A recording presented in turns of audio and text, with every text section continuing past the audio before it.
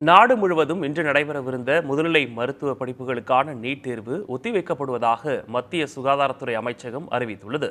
கடைசி நேர அறிவிப்பால் தொலைதூர மையங்களுக்கு தேர்வு எழுத சென்ற தேர்வர்கள் அவதியடைந்துள்ளனர்.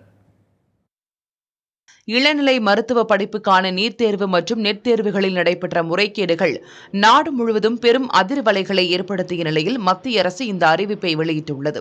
வினாத்தாள் கசிவு உள்ளிட்ட மோசடிகளால் நீட் தேர்வுக்கு எதிராக நாடு முழுவதும் போராட்டம் நடைபெற்று வருகிறது.